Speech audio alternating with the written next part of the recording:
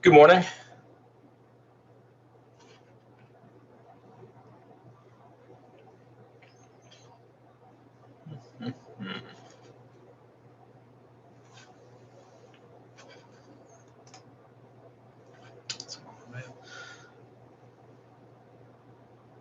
Not sure if y'all can hear me, but I'm Jack Reed with Representative Huberty's office, and he should be here momentarily.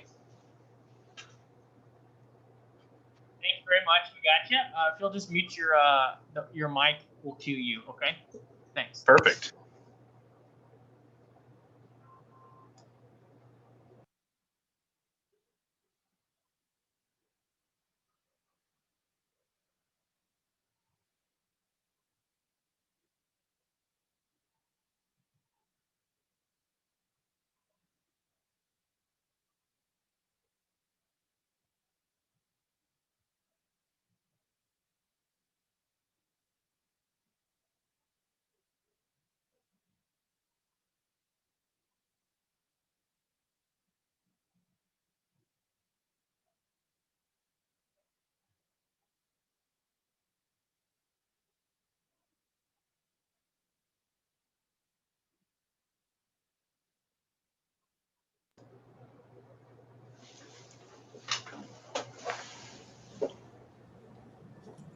Hello and welcome to the Partnership Lake Houston Kingwood BizCom. I'm Jennifer Carney, owner of Carney's Tutoring and the 2020 chair of the Kingwood BizCom.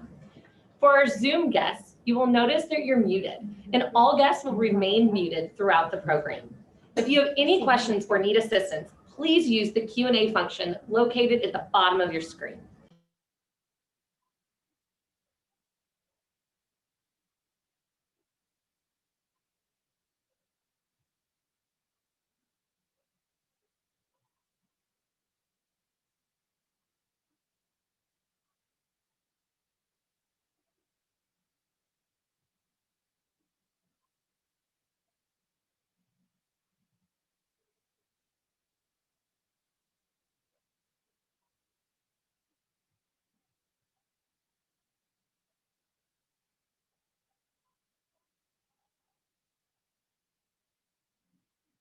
Fountainwood Director of Sales, Lori Wieland, who will give updates on construction. We also have Director of Kingwood Town Center, Tony Austin, giving us some wonderful updates on what's going on in the park and the great events coming up. Last but not least, we have Kingwood Park High School Principal, Lisa Drabing, who will share school updates for Kingwood Park. If we have enough time at the end of each speaker's presentation, we will ask questions submitted from the audience. If we are unable to get to your question, we will do our very best to follow up with your answers soon after. As always, we depend on our business sponsors to make programs like the BizCom available for our members and our greater Lake Houston area community. BizCom sponsors include presenting sponsor, HCA Houston Healthcare Kingwood. Gold sponsors, HEB North Park and Kingwood locations, Insperity, McCord Development, Generation Park, Whataburger Restaurants, and McAlpine Interests. Our silver sponsors are KNS Sportswear, MD Anderson Cancer Center, and Sterling McCall Honda. If your business is interested in being a sponsor, please contact the Lake Houston Partnership to let us know. Now more than ever, small businesses need the help, resources, and guidance the partnership provides. If your business has not been negatively impacted by this pandemic, please consider sponsoring a program or sponsor a membership for a small business. To begin today, our presenting sponsor, John Corbeil, will give us some updates on HCA Houston Healthcare Kingwood.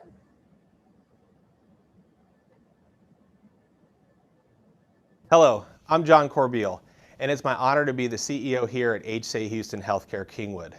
Over the past 2 years that I've been here, we have seen astronomical improvement across the board when we look at service excellence, quality improvement, growth in our partnership with our providers, and our involvement within our community. 2020 is definitely a year that none of us could have planned for, and how fitting is it that it is the year of the nurse. When I think about our frontline colleagues and the selflessness and the things they do each and every day, it personally inspires me as well as the team. Miraculous things happen every day, even to the point where we identify where our nurses each and every day after their hardest days go home and take care of their family members. They go to that sporting event after school. They do all these things, and then a miracle happens. They come back the next day to continue to serve our patients here within our community. We're proud sponsors of the YMCA, the Lake Houston Area Chamber, and many other community events, and you'll see our new brand that we rolled out in 2019 across the entire area. When I think about things that really make me proud the most of being CEO here, it is absolutely about the quality of care that we're providing to our community. We really want to be able to be the reason that you do not have to leave home for the highest quality of care in the world. Right now, we're #1 in the entire HCA Houston Healthcare Division out of 14 hospitals for clinical excellence, which is a culmination of many quality initiatives. And I'm extraordinarily proud to announce that we're #1 in all of HCA out of nearly 180 hospitals in mortality and complications. When you think about our core business, that's exactly it. It's saving lives and preventing harm. In 2021, I look forward to continued expansion here at our campus. We'll be adding a 38-bed heart hospital, an additional cath lab, a $3.5 million OR renovation and refresh, as well as a hybrid lab construction as we continue to support our higher complexity cardiology patients. We look forward to many other capital expansion projects here at the facility, totaling over $40 million. I'm extraordinarily proud to be the CEO here. I look forward to our continued success and look forward to ways that we continue to support the community. Thank you.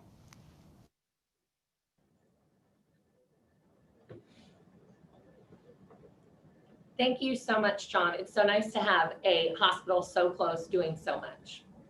Our next speaker today, who I'm really excited about, is Charles Shears. As many in Kingwood call it the old HEB Center, we are ready to get some updates on the King's Crossing. Great, thanks for having us. We're excited about Kingwood, the King's Crossing Shopping Center as well. We've been working on this for almost a year now. With me this morning is Felicia Tarantino and Jimmy Vu. They're our leasing team. And a little bit about us, SDI. SDI is located here in Houston. We're a real estate development company that specializes in retail development. The majority of our properties are located, unfortunately, outside of Houston, but we've been coming back into the city for the last couple of years. One of our last projects that we have renovated is a property in Bel Air, Texas, right at South Rice and Bel Air Boulevard. It was a property that was built in the late 40s, 50s, and we tore it down back in 17, and we've just completed the project. And so kind of give you an idea of what we do. Kingwood, the King's Crossing Shopping Center, obviously has had some challenges. When we put this property under contract, we were trying to figure out exactly what angle to redevelop the property. And so we're probably about 6 months behind schedule because of the COVID, but we're back on track. Our plan is to acquire the property March 15th of this next coming year, and we're going to redevelop it. We're going to start first with the small shop space. We're actually going to demolish the square section of the go back to that there you go. The square section of the property right there, which was originally the last part of the property before the phase 2 that they developed, which was developed by Ray Lister. We're going to take that out and create 2 end caps. What we're trying to do is bring life back to the shopping center. And it's been sitting there for a while, and so we're going to bring some life back to it. We're going to bring some restaurants in. We're going to hopefully redevelop the HEB fairly soon. We're in discussions with HEB and working out some details on that. The elevation of the shopping center, you can see, will have a completely new look. And this is something that we'll visit with the homeowners association about the way this looks here in the next couple of weeks, but we're excited about it. A lot of the tenants that we're talking to are local tenants, are tenants in the community, or regional tenants in the city of Houston that would like to locate here. So we've had tremendous activity as far as leasing and a lot of interest in the property. As far as timing, once we close the property, we'll start doing the redevelopment, and I would anticipate having it completed 9 months later. During that time, though, we'll have the current tenants being renovated. Their storefronts will be renovated, and we'll be putting in new tenants in the center. So that kind of gives you an idea about what we're doing with this property. And like I said, by the end of 2021, this should be completed.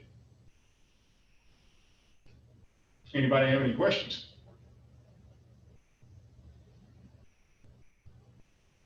Thank you so much. That's so much good information. I have a question, and some that we're hearing. What is going to happen with the tenants that are currently there, like Hunan Garden, Postnet, the Hallmark store, while this renovation is going on? Yeah, that's a good question. We've actually contacted the tenants, and one being Hunan. I know everybody is curious about what's going on there. Jimmy Boo has been in touch with them. They have a representative there, John Jameson over at Newquest. And we're in discussions as far as relocating them in the shopping center. We're hopeful that we'll be able to get that achieved here in the next couple of months. But we'd love to have them there. Postnet, they have a lease, and we anticipate them staying. Domino's has re-upped their lease. We're working through that right now. Walgreens, Terry Vaughn over at Walgreens has been instrumental with working with us on getting approval rights from Walgreens. So we really do appreciate their effort in being a partner in this shopping center. So the current tenants that we have, we've gone to them and to find out what their needs and wants are. Some of the tenants are on month to month. We're changing that. But like I said, we're also bringing in some new regional tenants. I'd like to tell you who they are, but I can't until we have executed leases. But I think the community will really appreciate some of the folks that are going to be coming in. I know the restaurants, everybody's interested in restaurants, and they bring life to a center. And so we're excited to eventually roll those folks out as well.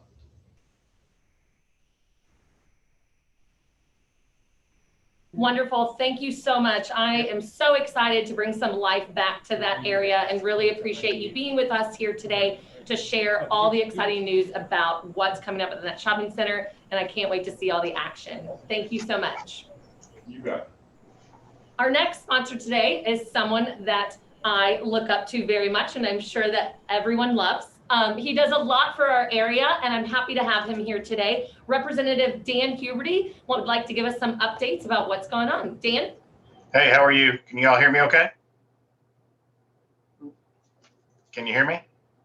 Yes, you're good. Go ahead. Okay, all right. Just wanted to make sure. Thank you. Sorry, we were a little tardy getting here. We had an event this morning, but we're up in Austin and trying to get ourselves situated. We just moved into a new office in the Capitol, so we're excited about that. And you know, you got moving day, and everybody's moving all over the place here in the Capitol. So it's been pretty interesting.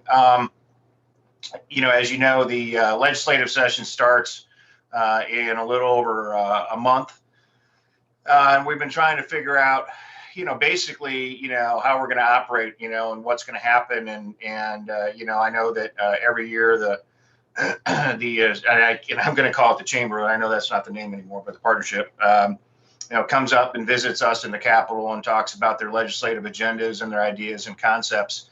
This year's obviously going to be a lot different with COVID. We don't know exactly yet what's going to happen. We've been working on ways to be able to open up the Capitol. Constitutionally, we are required to have, not only ourselves in the chambers to vote from the chambers, but that's the way our Constitution is written, but it's also supposed to be open to the public.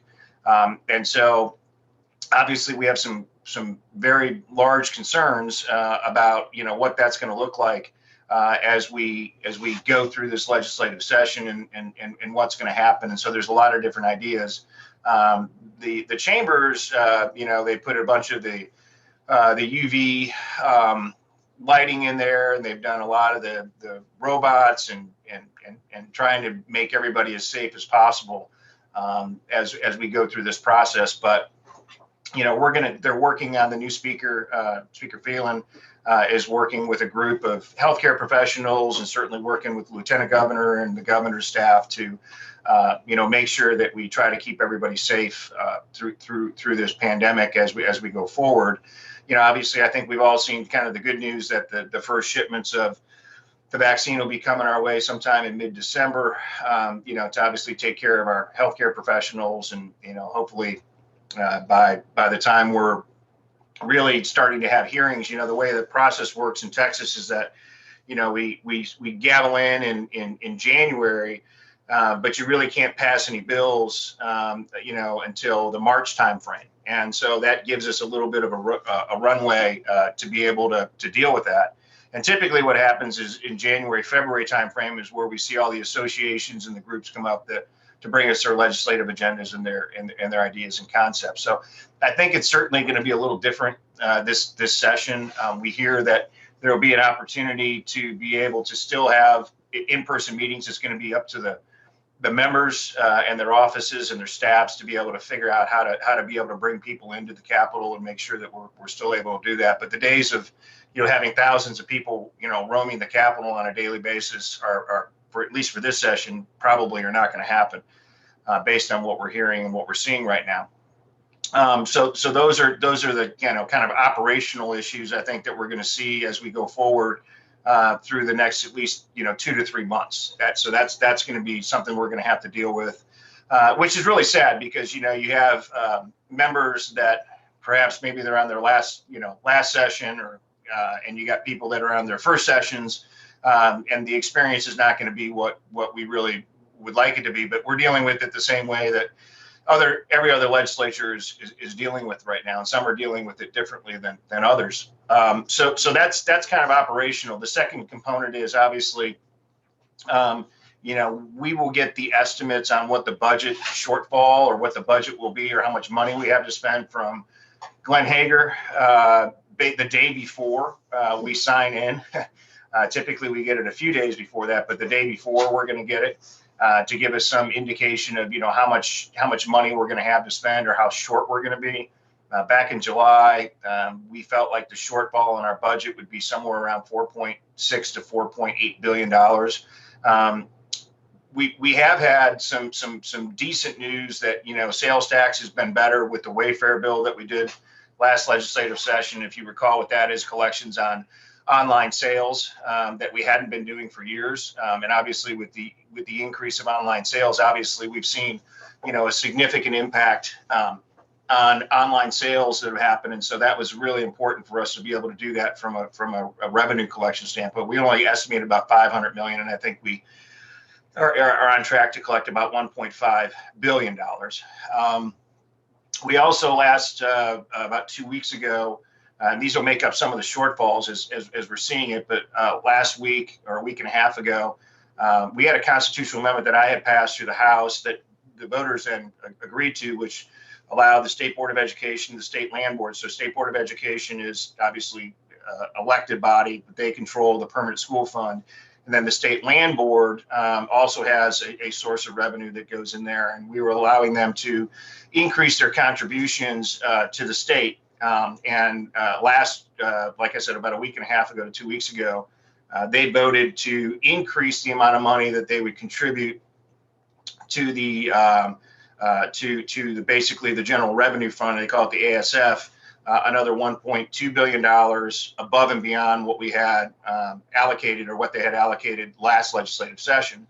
And then we have some CARES Act money that's left. And I think if you've seen some of that stuff that's happening, that the governor's mentioned, or it's been in the newspaper at least, talking about how much money we have left and we have to spend, and how are we going to allocate that as we go forward. So we've held back some of that money as well, to be able to kind of, close some of the gap as we've gone forward.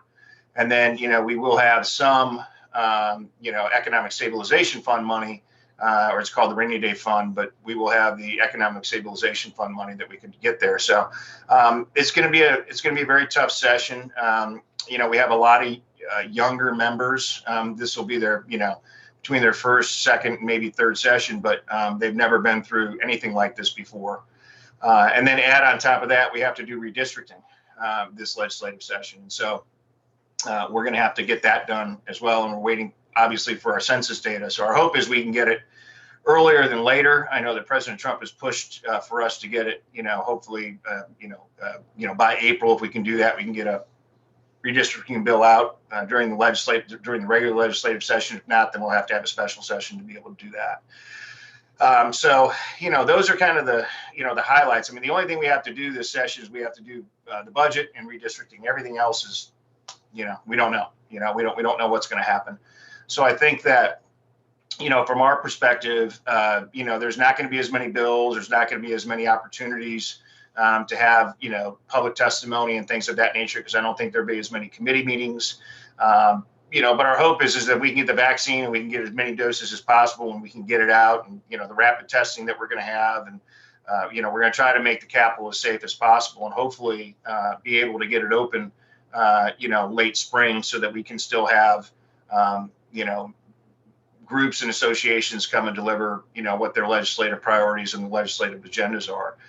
The big things, at least for our community, that, we're going to continue, me personally continue to work on are going to be, making sure that we completely and continue to fund House Bill 3, which was the education bill that I carried last legislative session, which is really important to make sure that we completely fund that, for our school districts that, we represent in this area. It's critical to be able to do that. We always work on something for the firemen and the policemen. There's workers' compensation issues that are coming up, and you've got, first line defenders, that we heard about. We met some groups this morning and talked about that, where, some of the police departments aren't, if you're dying the line of duty with COVID, some are paying, some are not. So we have to have some consistency there. And then obviously continue to work on the dredging programs as we've continued to do over the last several years, since we started really after the Harvey incident, and additional funding that we're been able to get from the state. But recognizing that in a long-term program that needs to be created, that would allow us to have basically an authority over Lake Houston, that would allow them to continue ongoing dredging on an annualized basis versus this, one shot kind of stuff that we've been doing. We've lost, over 30% of the capacity of Lake Houston, and it's the major source of water for the region. And it's not like you're going to find another 26,000 acre lake that you're going to build in our region to be able to provide water supply. And so we're going to work on that as well. And it's going to be a fairly complex process to be able to do that with a governing body and a governing agency that will be involved with that. And so my hope is that we can get that done, so that we can, have that once and for all, have a permanent solution to the mitigation of our flooding in our area. And so with that, I'll stop. I'm just happy to be a part of your program today. If you have any questions, I'm happy to answer. Thank you, Dan. That was a lot of great information. You've always been such a fighter for our community, and we really appreciate it. Thanks for being here today. You bet. Before we introduce our next speaker, we would like to spotlight some of our gold sponsors. Complete your holiday shopping at HEB Market with deals for both him and her. This week, 20% off of Cody coolers, tumblers, and accessories. 25% off when you buy $10 or more in beauty, which includes holiday gift sets with coupon. Insperity, a trusted advisor to America's best businesses for more than 34 years, provides an array of human resources and business solutions designed to help improve business performance. Insperity serves more than 100,000 businesses with over 2 million employees and more than 3,400 corporate employees. McAlpine Interest, a full-service Houston commercial real estate and property management focusing on office, retail, land, and industrial leasing and sales in Kingwood, Humboldt, Atascocita, and the greater Houston areas. Our next speaker today will be President of Lone Star College, Mario Castillo. With Lone Star's President, Dr. Pearson's retirement happening this month, he will provide us with some much needed updates and opportunities happening at Lone Star. Mario.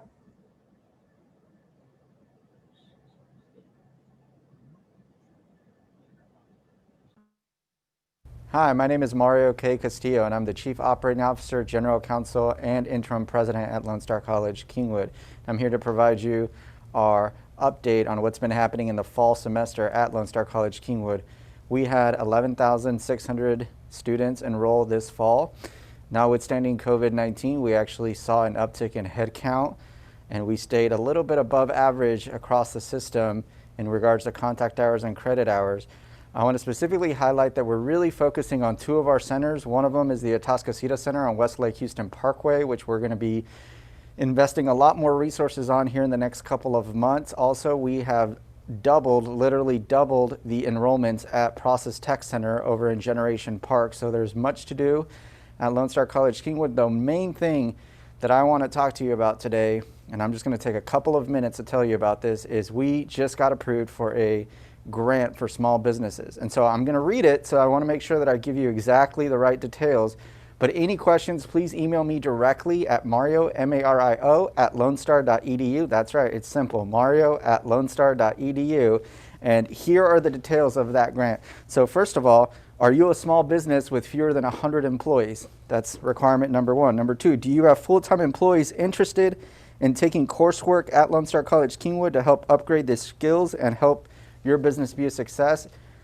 That's number two. And number three, the Texas Workforce Commission will fund 100% of most Lone Star College workforce, WECM, college credit or non-credit courses. And again, if you want to check out what those courses are, they're at lonestar.edu/CTE, as in continuing technical education. So if you have at least 10 employees that are interested, we will actually build you a class just for you. So that means that we will offer at our place or your place, day or night, Saturdays, or even online. So if you can get 10 employees together and you otherwise qualify, we will build a course for you. And so what are we talking about?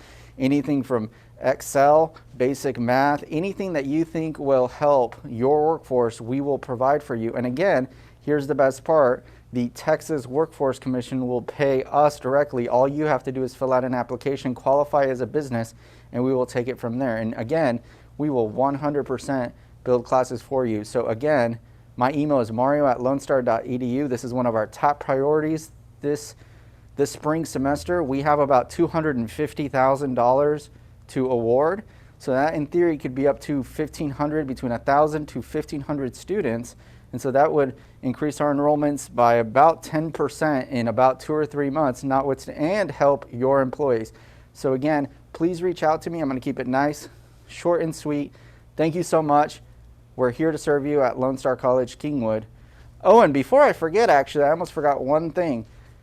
I am the interim college president, right? So all of you want to know who is going to succeed. Never replace Dr. Pearson as Lone Star College president. So let me tell you, the search is officially underway. The committee members have been selected. The job has been posted. The search firm has been engaged, and we're going to start reviewing resumes in the spring with the hope that over 2 or 3 months, we will have someone hired in time to start either mid to late summer or in time for the fall semester. Other than that, that's all I have today from Lone Star College, Kingwood. Thank you so much. Thank you, Mario. That was some great information. I didn't know we had so much wonderful things close to home. Can't wait to take advantage of that. Our next speaker today is Lori from Fountainwood at Lake Houston to share some updates on the property. Lori? Hi, everyone. I'm Lori Wieland, Director of Sales and Marketing here at Fountainwood, and I'm coming to you today. I wanted you to kind of get a sneak peek of what this is going to look like. Right behind me is our dining room, and I'm on our terrace right now where we will be able to provide alfresco style dining. I'm going to turn my camera around so you can see what our courtyard and looks like, and talk a little bit about some of our other features. So this is our independent living side. We're going to have 98 independent living apartments. If you look directly on that first floor, that is going to be our fitness center, state-of-the-art fitness center. We're going to be able to provide rehab services there and keep everyone just really independent. This is going to be our courtyard. You have to have some imagination, but it's going to be absolutely gorgeous. This takes me over to the memory care on the first floor. So the beauty of our community is that our independent living residents can make an easy transition, an easy walk over to our memory care to see a loved one. So if there's a spouse that they need to visit, they're not going to even have to leave the building.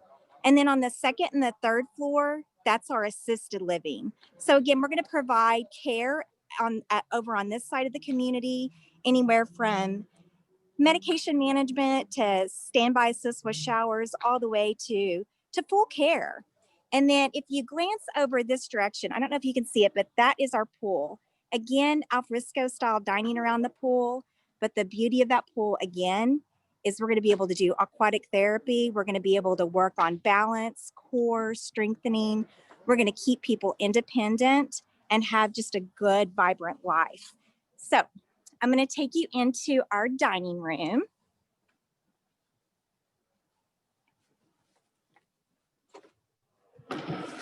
We will provide 3 meals a day in this dining room. And again, under construction, so please forgive us. We're slated to open the 1st of 2020. This is our kitchen. So you'll be able to look inside and see our chef's coats and everyone preparing the food. This is going to be our grand staircase. This is going to be a media room. And I'm excited about this room because eventually, once we get past COVID, and I fully feel like we will, then we'll be able to have some different things up here. If you guys would like to join us, you can always just come and reserve this. We'll be able to do PowerPoints and that sort of thing. And then right over here is our cocktail bar. We'll have a full service bar.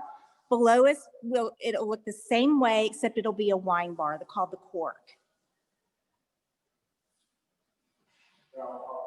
That pretty much explains everything that's going on right now. I'm excited. It's coming along. We're a little behind because of COVID, but we're definitely looking at January, February of opening. That looks amazing. And having looked at a lot of assisted living facilities here recently for my father-in-law, that looks top notch. So I can't wait to see it when it's done. Thanks for joining us today, Lori. Thank you. We are grateful for some of our gold sponsors. Check out these sponsors for your holiday shopping and events. Deck the halls with orange. This year, kick your feet up, order delivery, and let Whataburger help you knock out the whole holiday list in the What a Store. From sweaters and socks to scarves and even family Christmas pajamas. 'Tis the season for holiday movie nights. We're back at Redemption Square starting December 5th, showing you a different holiday movie each week. Join us all season long as we share your favorite flicks on the big screen. Also, executive suites and co-working rooms are coming soon to Generation Park, with private offices starting at only $800 a month. Email mynewoffice@generationpark.com for more information. I know there are a lot of things happening in Town Center, and we have Tony here today to share some of the upcoming events and what's going on with the park. Tony? Hi, good morning. Yes, I serve on the board of King's Crossing Community Association that owns and operates Town Center Park. And so we want to show you what we're doing. We have some exciting information coming up. Let's just get that share going. There we go. How's that? Okay, so I think to start off with, we'll show you where Town Center Park is. Not everybody knows, strangely enough. So this is it. That's Kingwood Drive there. Westlake Houston down this side. This is Town Center, and this is Town Center Park. Right across the street from the famous Chachi's, and right across the street from Kingwood Bagel. So we have lots of good food choices around. We also have sushi, New York Pizzeria. We have Little Ginger, and then right across the street we actually have one of my favorites, Taste of Greek. So the park itself is a large area of lawns.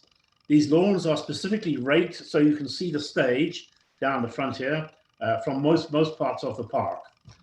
And so we have a lot of performances going on, and you can see the stage from most areas in the park.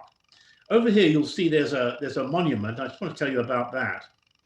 This monument is to the volunteers who used to serve Kingwood prior to annexation. So these were the volunteer fire department, emergency medical, and emergency services. And this is a plaque that we put up when we redeveloped the park about 6 or 7 years ago. And so we put up this plaque that recognizes their work. Plus, you'll also see individual pavers for all of the volunteers. So those are all in the park, and they're around that monument and around the benches in the park. So feel free to come along and take a look. You'll probably see some names there that you recognize. Now, part of my job with the park is to bring crowds of people together. And that's a real challenge right now, of course, because that's the last thing that the authorities want us to do. So we've had to scale back some of the activities. We had to cancel most of our events during the last year. We're starting up again now, but scaling back and trying to accommodate the COVID regulations. But we do have events in the park. It's a very popular venue. And as you can see, we have live bands and lots of people come out to the events. That's the July 4th. You'll see the famous Mark Linderberry there, leading people in some sort of shuffle dance. But as you can see, events like that are very popular. We love doing those. It's our wish as a board is to have the park used as a community facility. It's a great facility, and we really want it used. Now, coming up this weekend on Saturday, we will have our annual Christmas in the park. Again, because of COVID, we've had to scale it back a little bit. So we won't be closing the streets because the city won't allow us to do that. So we'll be operating in the park. We have a few less performers than we normally do, again, because of COVID, but we will have Profusion Dance Group, who are fabulous. They come out every year. We'll have the Kingwood Bell Tones in the afternoon. And then later in the afternoon at 4 o'clock, we have the Continental House Band coming in to play sort of rock, blues, and country music from 4 until 7. It's going to be hosted by Andy Rodriguez. That's this Saturday, 10 a.m. to 7 p.m. And you'll see that we have a new thing this year. We have set up a picture site. The trees get used quite often for pictures. We now have an arch and a bench for people to sit on while they're doing that. We also have 2 car shows every year. This is the Best Automotive Sport Car Show. Happens in October. We had to cancel this last year. We hope it'll be back next year. Fabulous cars. I mean, just absolutely fabulous. This is, I think, a 1904 Sears electric car, and it still runs. They take it around the park every time. So fabulous. It's in the park and around the streets. We then have our Mardi Gras parade, which is always on the Mardi Gras. We have a little parade that comes around. We have a Zydeco band always there, and we have a Grand Marshal. This is the Spring Car Show, Dr. Scott Mosby's Spring Car Show. This is really popular. Dr. Mosby is very popular amongst classic car owners. And so typically we'll have 120 to 150 cars at this show. Park in the Park, this is a new one for us this year. It has been there before in different guises, but we now have established Park in the Park, and it will be there again next year. It's for pets of all kinds, but we have demonstrations, dog training, animal medicine, pet sitter selection, and we have a lot of rescue groups. So don't come unless you want to take a dog home, because they will look at you and plead for you to take them home. Kingwood Farmers Market. This has really been very, very popular this year. We kept it going right through the lockdown because we were an essential business. And so we had only 3 or 4 vendors, but the people who need grass-fed beef need grass-fed beef. These are our vendors. You can see here, we have grass-fed beef, we have yard eggs, we have CBD, and we have honey. So that's on every week. At the moment, it's running 2 until 6. And when we go to daylight saving, we move until 3 until 7. Very, very popular. Right now, we're running at about 30 vendors every week. This time of the year, a lot of unique crafts, things that you won't get anywhere else that make ideal gifts. So come along and see the market. Let's talk about a positive impact of COVID. I know there aren't many of those. What we found at the beginning of the lockdown was that people started using the park for picnics. They would go and buy their takeaway foods from the various restaurants around us and then come in and picnic in the park. We absolutely love that. That's what we want to see people doing. This is your park. We want to see you using it. We did have to put an extra trash can to go from a weekly to a 4 times weekly trash pickup, but that's great. We love doing that. So you'll see a lot of these groups now meeting in the park. So we hope to keep that going. One good thing I can tell you, we have just started on the project. We are bringing in picnic tables like these 2 on each side of the park. So they'll be in hopefully early next year, and you will then be able to have somewhere to sit and come and take your food. So it's a great park. We want you to come down and see it. We also want you to support the events, because by supporting the events, you support the vendors. We do not charge the public for any events in the park. All the events are free to the public. So the only way that organizers can recover their costs is through the vendors and any sponsors that we can get. So again, support the park. It's a wonderful facility. It's fairly cheap to rent as well. So if you want to look at doing that, you can rent it to have your own event.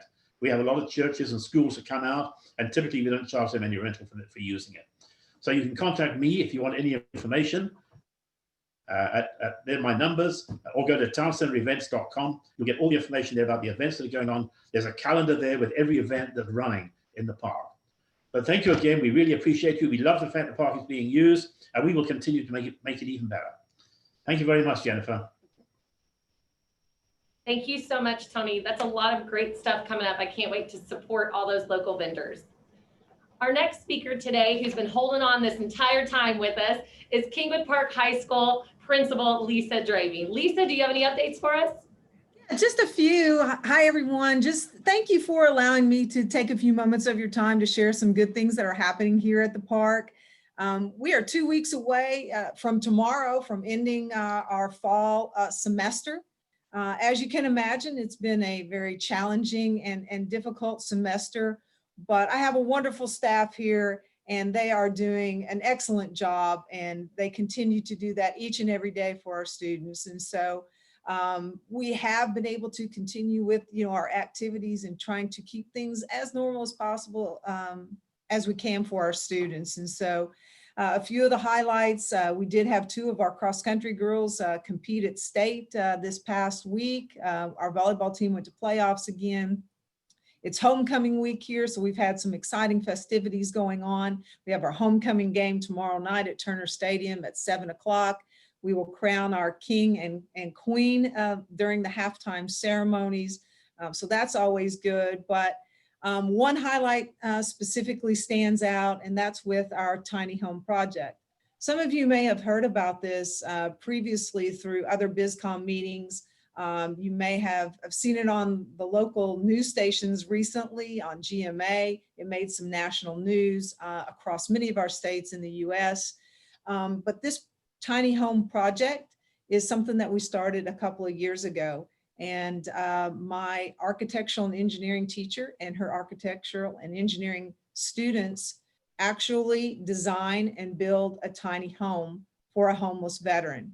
We started this a couple of years ago. We delivered, completed and delivered number 2 about a month ago. We were a little bit delayed. We were on schedule, but got delayed because of COVID. But we did complete it, got it delivered out to the Langtree retreat over in Liberty, where a homeless veteran was selected and is now living in that home over there. We have already started on number 3. We're committed to building 1 a year, and we're committed to each year providing that home for that homeless veteran. And while this is an excellent academic and educational experience for our kids, they're more excited about the service end of it. They're more passionate about that piece. Being able to provide a home to a homeless veteran who has served our country and now needs our help, that is what is at the heart of this project. And that's really what makes me extremely proud of this project, and just very happy to continue it. We have received a lot of donations and grants in order to fund this because it is expensive to build. So we're very fortunate to have the support of many of our community businesses and so forth. And so for us, that was our highlight, and just wanted to share that good piece for everyone. And certainly, again, thank you for your time. We hope everyone has a Merry Christmas and a Happy New Year from the park. Lisa, thank you so much for those great updates. I'm also on the Education Foundation board, and we were shown the video of the Tiny Homes project recently, and it brought me to tears. It was absolutely amazing to see what your students are doing over there and how they're really giving back to the community. And like you said, it's like encompassing the whole student. So fantastic job. And it's nice to see the kids back at school being able to do those things. It is for sure. Thank you. Thank you for joining us. All right, our sponsors today. I wanted to give a final thank you to our presenting sponsor, HCA Houston Healthcare Kingwood, our gold sponsor, HEB North Park and Kingwood locations, Insperity, McCord Development, Generation Park, Whataburger Restaurants, McAlpine Interest. Our silver sponsors is K&S Sportswear. Thank you for joining us today. Our next BizCom will be the Summer Creek BizCom, held virtually via Zoom, as everything is nowadays, on next Thursday, December 10th. We have a few seats still available for our elected officials reception presented by Abundant Health and Wellness Center, where we will honor local, state, and national elected officials. This event will be held at 8:30 a.m. Tuesday, December 11th at the Golf Club's Friday, December 11th. You know, you don't know what day of the week it is because it's 2020. Okay? So it's Friday, December 11th at 8:30 at the Golf Clubs of Houston. See the partnership website for a confirmed list of elected officials. We also want to give a shout out to DNA Studios, who made me look amazing today, as always, and helps us bring this BizCom to you. As a final note for 2020, I will be here again as your chair for 2021, but I wanted to say, with all the mess that has come this year, we will get through this. We are Kingwood strong. We've rebuilt a high school, many homes, and we can get through this together and help each other. So remember this holiday season to support our sponsors, and also please shop local and small when you can. Thank you, and we hope you have a great holiday season. Bye-bye.